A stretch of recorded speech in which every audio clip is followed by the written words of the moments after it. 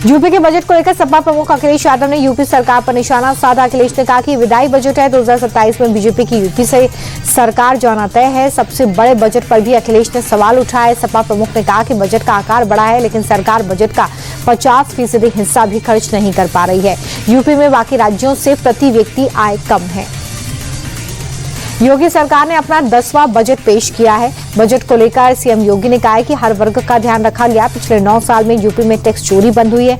हमने कोई नया टैक्स नहीं लगाया। लगातार राज्य का बजट बढ़ा है। सीएम योगी ने कहा कि हम पिछले 9 सालों में बेरोजगारी को कम करने में सफल हुए हैं। देश की टॉप 3 अर्थव्यवस्था में उत्तर प्रदेश शामिल हो चुका है। हम यूपी में AI मिशन और स्किल की योजनाएं बढ़ाएंगे। साथ ही प्रदेश में कई सिटी इकोनॉमिक जोन भी बनेंगे।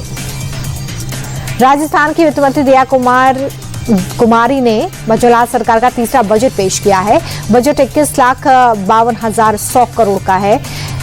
वित्त मंत्री ने कहा है कि एनटीए की तर्ज पर स्टेट टेस्टिंग एजेंसीज की स्थापना की जाएगी। साथ ही सीएम जल जीवन मिशन के तहत 4,500 करोड़ रुपए खर्च किए जाएंगे। नई सड़कों के निर्माण के लिए 1,800 करोड़ रुपए और हादसों पर लगाम लगाने के लिए 2,000 सीसीटीवी कैमरे लगाने की मंजूरी भी दी गई है।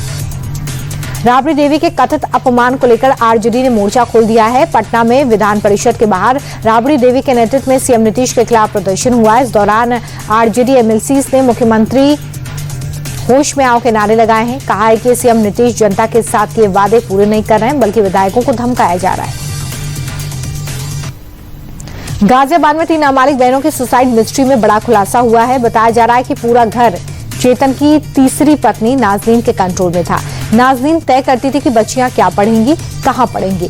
चेतन नाजनीन की मुस्लिम पहचान छुपाता था और टीना बताकर दूसरों से मिलवाता था। जिस दिन तीनों बहनें बालकनी से गिरी थी, उस दिन लिफ्ट में नाजनीन ने चेतन की पहली पत्नी सुजाता को थप्पड़ भी मारा था। कानपुर लैम्बोर्गिनी केस में नया मोड़ सामने आया है, जहां पर कोर्ट में सुनवाई के दौरान मोहन नाम के शख्स को कोर्ट में ड्राइवर के रूप में पेश किया गया। पुलिस ने दावा किया कि जिस समय हादसा हुआ उस वक्त शिवम मिश्रा ही कार चला रहा था। इसके वीडियो और इलेक्ट्रॉनिक सबूत हैं, जिसके बाद कोर्ट ने मोहन को ड्राइवर मानने की मांग को खारिज कर दिया। कानपुर के बाद अब यूपी के मऊ का एक वीडियो सोशल मीडिया पर वायरल हो रहा है। रेलवे में पार्सल अधीक्षक ने आरपीएफ जवान से गाली गलौज और सरेआम धमकी दी। पार्सल अधीक्षक ने अपने नाम और पद की धौंस दिखाते हुए आंखें निकाल लूंगा, तुम जानते नहीं किससे बात कर रहे हो। तो वहीं आरपीएफ जवान आरोपी से लगातार सही से बात करने के लिए कह रहा है। दिल्ली की पीरागढ़ी में 3 लोगों की मर्डर मिस्ट्री सुलझ गई है। पुलिस ने हत्या के आरोप में तांत्रिक कमरुद्दीन उर्फ बाबा को गिरफ्तार कर कोर्ट में पेश किया है। उसे 5 दिन की पुलिस हिरासत में भेजा गया है। आपको बता दें कि आरोपी ने धन वर्षा का लालच देकर 3 लोगों को जहर दिया था। दरअसल पीरागढ़ी फ्लाईओवर पर 8 फरवरी को एक बंद कार के अंदर 3 लोगों के शव मिले थे। शुरू में सुसाइड एंगल से मामले की जांच हो रही थी।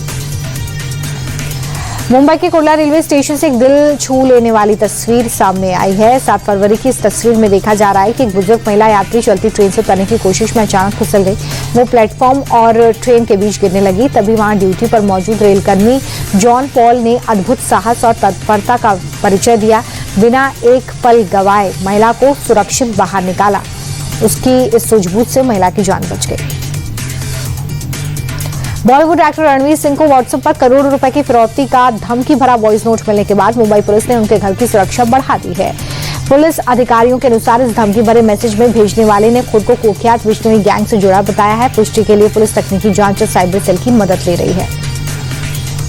मुख्यमंत्री मोहन यादव उज्जैन दौरे पर है। मुख्यमंत्री ने सिंहस्थ 2028 की तैयारियों को लेकर बड़ी सौगात दी है। सीएम मोहन यादव ने हीरिया खेड़ी जल आवर्धन प्रोजेक्ट के लिए भूमि पूजन किया है। नगर निगम के इस प्रोजेक्ट में 1134 करोड़ रुपए का बजट मंजूर किया गया।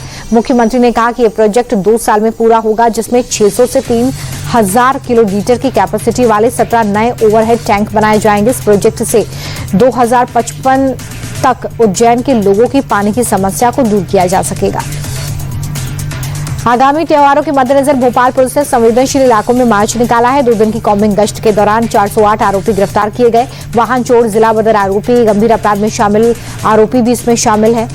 डीसीपी जोन ने यह बताया कि किसी ने भी माहौल खराब करने की कोशिश की तो उसके खिलाफ सख्त कार्रवाई होगी। अमृतसर पुलिस को बड़ी कामयाबी मिली है। हथियारों की तस्करी करने वाले 2 आरोपी गिरफ्तार किए गए हैं। पुलिस कमिश्नर के मुताबिक ऑपरेशन प्रहार के तहत एक्शन लिया गया। दोनों आरोपी सीमा पार से पाकिस्तान से आए हथियारों को पंजाब और देश के कुछ और हिस्सों में सप्लाई कर रहे थे। 5 हथियारों को भी जब्त किया गया है। दोनों आरोपियों के खिलाफ पहले से भी कई केस दर्ज हैं। तेलंगाना के संगारेड्डी जिले में एक स्कूल में भीषण आग लग गई। भीषण आग के कारण आसमान में उड़ते काले धुएं दूर दूर तक दिखाई दे रहे थे। हालांकि मौके पर मौजूद दमकल की गाड़ियों में आग पर काबू पा लिया। जिले में स्थानीय निकाय के चुनाव के चलते छुट्टियों के कारण स्कूल बंद था। इसके चलते एक बड़ा हादसा टल गया। उत्तराखंड के हरिद्वार में जगजीतपुर में रिहायशी इलाके में हाथी घुस गया। हाथियों के घुसने से स्थानीय लोगों में डर और अफरा तफरी का माहौल है। इसी दौरान एक स्कूटी सवार युवक हाथियों को देखकर इतना घबरा गया कि पास ही लगे लाइट के खंभे से जा टकराया। गनीमत रही कि युवक को गंभीर चोट नहीं आई।